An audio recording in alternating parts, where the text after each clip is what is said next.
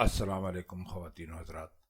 कतील शिफाई पाकिस्तान के एक बहुत मशहूर शायर थे। उनकी हैसियत एक फ़िल्मी शायर के तौर पर बहुत ज़्यादा है। उन्होंने न सिर्फ पाकिस्तान बल्कि हिंदुस्तान की कई फ़िल्मों के बहुत ही मकबूल नग़मे भी लिखे। हमारे एक करम फरमा ने हमसे फरमाइश की है कि हम कतील शिफाई की एक गज़ल का कुछ मतलब करने की कोशिश करें, और अगर इसमें कुछ मुश्किल अल्फाज हैं तो वो भी उनको ज़रूर बताएं। गज़ल का पहला शेर है, हकीकत का अगर अफसाना बन जाए तो क्या कीजिए, गले मिलकर भी वो बेगाना बन जाए तो क्या कीजिए। जैसा कि शेर से जाहिर है कि ये शेर ज़माने के हालात और दुनिया के बारे में लिखा गया है, यानी दुनियादारी के बारे में लिखा गया है। इसका सीधा सीधा मतलब तो ये हो सकता है कि कोई अगर आपका बहुत सच्चा दोस्त हो और हकीकतन वो आपका दोस्त हो, लेकिन उसकी और आपकी दोस्ती एक कहानी में तब्दील हो जाए, और एक कहानी भी ऐसी जो कि अफसाना हो, यानी कि झूठ हो, और वो आपके साथ बहुत अच्छे ताल्लुकात रखते हुए भी वो आपसे ताल्लुकात ख़राब कर ले।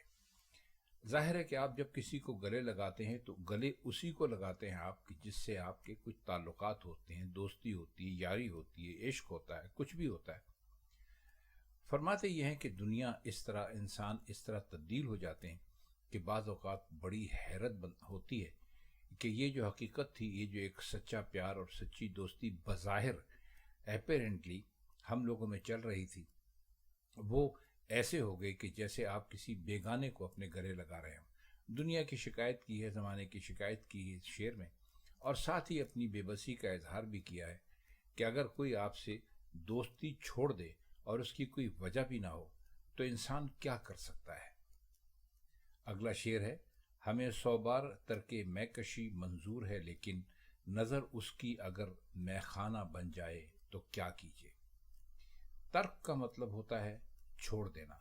मैकशी कहते हैं शराब पीने को, और मैखाना उस जगह को कहते हैं कि जहाँ पर शराब मिलती हो। इन अल्फाज के माने हम आपको मुख्तलिफ़ गज़लों में, गालिब और मीर की गज़लों में या दूसरे असातिज़ा के जो हम कलाम की शरह करते रहें उसमें आपको बतलाते रहें। फरमाते ये हैं कि मैं शराब पीता हूँ, लेकिन मैं शराब को छोड़ सकता हूँ और 1000 मरतबा छोड़ सकता हूँ। 100 बार से आप 1000 मरतबा भी दे सकते हैं, 100 बार भी दे सकते हैं, इसमें कोई बहुत बड़ी बात नहीं है। लेकिन फरमाते ये हैं कि अगर मैं शराब छोड़ भी दूँ तो जो मेरा महबूब है उसकी निगाहें एक मैखाने की तरह है, यानी एक शराब खाने की तरह है। अगर आप शराब पीते हैं तो किसी एक किस्म की शराब पीते होंगे, लेकिन जब मैखाने में आप जाते हैं तो वहाँ किस्म किस्म की शराबें सजी हुई होती हैं, हर किस्म की बोतल होती है, हर किस्म का नशा आपको वहाँ पर मिल जाता है। तो फरमाते ये हैं कि अगर मैं नशा छोड़ भी दूँ तब भी शराब का नशा, तब भी आप मुझे नशे में देखेंगे। उसकी वजह यह है कि मेरा महबूब एक पूरा मैखाना, एक पूरा मैकदा अपनी निगाहों में उठाए फिरता है, और जब वो मुझे अपनी शराबी आँखों से देखता है तो मुझे नशा हो जाता है। शेर में थोड़ा सा आप कह सकते हैं कि सच्चाई का अंसर नहीं है, लेकिन वो शायरी क्या जो 100% सच्चाई पर मबनी हो। तो शेर बहुत मज़े का है, जिसमें कतील शिफाई साहब ने अपने महबूब की आँखों को चलता फिरता मैखाना करार दिया है, और कहा है कि अगर मैं शराब छोड़ भी दूँ तब भी शराब मुझसे एक तरह से नहीं छूटेगी, क्योंकि शराब पी के मैं नशे में आता हूँ। मैंने शराब छोड़ दी, लोगों के ख्याल में मैं अब नशे में नहीं आऊँगा, लेकिन जब मेरा महबूब अपनी शराबी आँखों से मेरी तरफ देखता है तो मेरे लिए नशे से बाहर होना बहुत मुश्किल है, मैं नशे में आ जाता हूँ। अगला शेर है, नज़र आता है सजदे में जो अक्सर शेख साहब को, वो जलवाए जानाना बन जाए तो क्या कीजिए। अब इस शेर को आप थोड़ा सा मार्फत का शेर भी कह सकते हैं, यानी इसके शेर के थोड़ी सी सरहदें अगर आप चाहें तो इश्क हकीकी तरफ से मिला सकते हैं। शेख कहा गया है इबादत गुजार आदमी को, एक जाहिद और आबिद आदमी जो नमाज़ें पढ़ता है, सजदे करता है। तो फरमाते ये हैं कि नज़र को जो शेख साहब हैं उनको अपना जब वो सजदा करते हैं तो उसमें उनको दीदार होता है, खुदा उनको नज़र आता है, लेकिन कहते हैं कि वो जलवाए जानाना बन जाए तो क्या कीजिए। फरमाते ये हैं कि हम भी उसी तरह शेख हैं, ہم بھی اسی طرح نمازیں پڑھتے ہیں، لیکن ہمیں نماز پڑھنے کے دوران یا عبادت کرنے کے دوران جو ہمیں تصور ہوتا ہے وہ ہمیں اپنے محبوب کا ہوتا ہے۔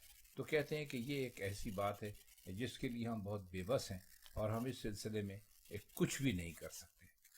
اگلا شعر ہے، تیرے ملنے سے جو مجھ کو ہمیشہ منع کرتا ہے، اگر وہ بھی تیرا دیوانہ بن جائے تو کیا کیجیے۔ اس قسم کے اس زمین میں اور اس قسم کے خیالات کا اظہار غالب نے بھی اپنے کسی شعر میں کیا ہے۔ آپ کو وہ کئی اشعار یاد ہوں گے کیونکہ ہم ان کو کئی مرتبہ یہاں کی محفلوں میں دہرا چکے ہیں۔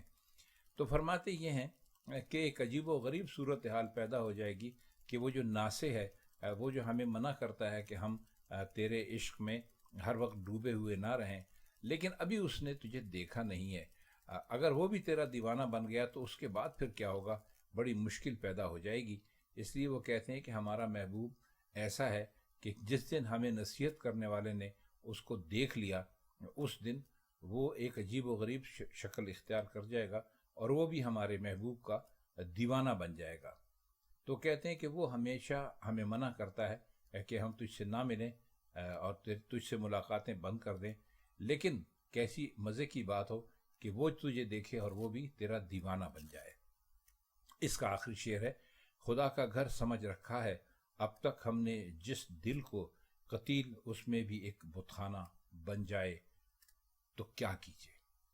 یہ شعر بھی کوئی بہت زیادہ آپ کہہ لیجئے کہ اس میں کوئی بہت ایسے معاملات بیان نہیں کیے گئے ہیں کہ جن کو آپ کسی قسم کا ایک فلسفہ کہیں، نیم مزاحیہ سی بات ہے کہ کہتے ہیں کہ ہمارا دل ویسے تو ایسا ہے کہ اس کے اندر صرف خدا رہتا ہے، لیکن کل کی بات ہم نہیں جانتے کہ کل کیا ہو، کل ایسا بھی ہو سکتا ہے کہ ہمارا دل بت خانہ بن جائے۔ ظاہر ہے کہ خدا اور بت ایک جگہ نہیں رہ سکتے، تو اس لیے وہ کہتے ہیں کہ یہ بھی ایک عجیب و غریب صورتحال ہوگی کہ ہم نے اپنے جس دل کو خدا کا گھر سمجھ رکھا ہے، اس دل میں کوئی بت آ جائے۔ اب ان کا کہنے کا مطلب یہ ہے کہ ایسا ہو سکتا ہے کہ ابھی تک ہمارے دل میں صرف خدا ہے، کیونکہ ہمیں کسی سے محبت یا کسی سے عشق نہیں ہوا، اور خدا سے ہماری محبت اور ہمارا عشق ویسا سچا ہے نہیں کہ اس کی جگہ کوئی اور نہ لے سکے۔ ہم تو گناہ گار لوگ ہیں، اور کل ہو سکتا ہے کہ خدا کی جگہ کوئی اور ہمارے دل میں آ جائے۔ بت سے مراد ہوتی ہے معشوق یا محبوب۔ تو کہتے ہیں کل یہ بھی عین ممکن ہے کہ کل ایسا ہو کہ خدا کا گھر جس میں ہم نے اپنے طور پر خدا کو رکھ رکھا ہے، اس کو خدا اس گھر میں نہ رہے، کیونکہ اس کی جگہ پھر وہاں آ کر کوئی بت لے لے۔ تو یہ کہا انہوں نے اصل میں ایک طرح سے طنز کیا ہے ان لوگوں کے اوپر جو کہتے ہیں کہ ہمارے دل میں خدا رہتا ہے، ہم سچے ہیں۔ تو کہتے ہیں عین ممکن ہے کہ آپ کے عشق کی خدا سے اور آپ کے عشق کی خدا سے آزمائش ہو کسی طرح سے، اور پھر اس کے بعد ہم دیکھیں کہ اگر خدا کی جگہ آپ کے دل میں کوئی اور رہنے لگے۔ تو خواتین حضرات، یہ مختصر سی غزل تھی قطیر شفائی کی، جس کی فرمائش ہمارے ایک دوست نے کی تھی، تو ہم نے ان کی فرمائش پوری کر دی ہے۔ امید ہے کہ اب آپ کو اور ان کو اس غزل کے معنی بہت اچھی طرح سمجھ میں آ گئے ہوں گے، کیونکہ یہ غزل گائی گئی ہے اور لوگ اس کو سن لیتے ہیں لیکن انہیں اس کے معنی سمجھ میں نہیں آتے۔ اگر آپ کو یہ لیکچر پسند آیا ہو تو ہمارے چینل کو لائک اور سبسکرائب ضرور کر دیجئے۔ تو آج کے لیے بس اتنا ہی۔ آپ سے کسی اور شاعر کی کسی اور کلام کے ساتھ آئندہ محفل میں پھر ملاقات ہوگی۔ تب تک کے لیے ہم چاہتے ہیں آپ سے اجازت۔ خدا حافظ۔